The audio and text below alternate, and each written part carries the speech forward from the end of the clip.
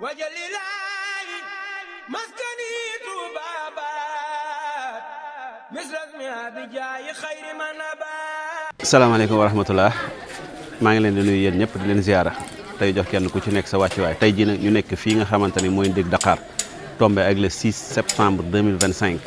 ñu ñëw fi nag am benn point bas bu mag boo xamante ni moo nekk fii ci Ndég Dakar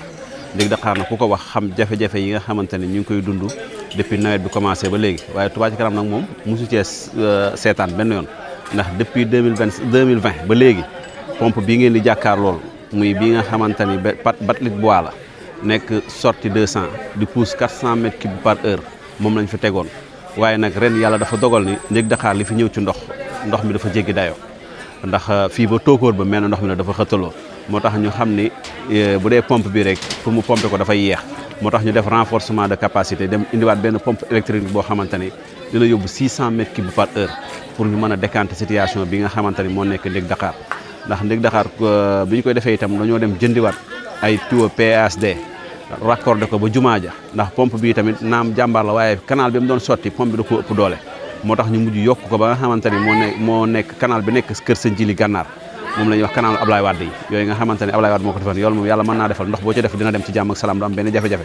moo tax ñu jëndaat ay tuyau renforcé ko ba foofu pour na dimbali waa Ndég Dakar ak Daaru Xudóos ak quartier Guédé ndax menn ndox mi ñoom ñoo xëttaloo muy Ndég Dakar Guédé Daaru Xudóos benn ndox la fi mel nii dafa xëttaloo moo tax ñu indi fi pompe bi nga xamante ni dina yóbbu 600 mètres cubes par heure pour fas yéene dimbali waa Ndég Dakar ci jafe-jafe yi nga xam ne ñu ngi koy dund ci ndox mi boo ko doon à peu près fii ak foofu day def 3 kilomètres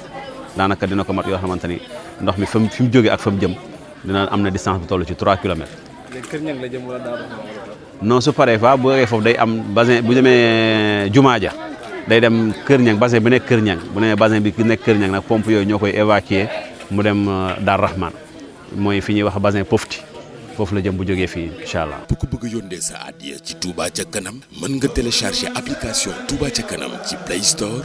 wala Apple Store am na Wave am na Orange Money mbaa sax sa carte bancaire ak foo mën a nekk ci àdduna bi boo bëggee itam mën nga ko jaarale ci numéro bi 78 544 33 33 am na Wave am na Orange Money lépp ngir Touba gën a jëm ca kanam di ñaanal Serigne Mountakha Mbacké mu yàgg fi lool.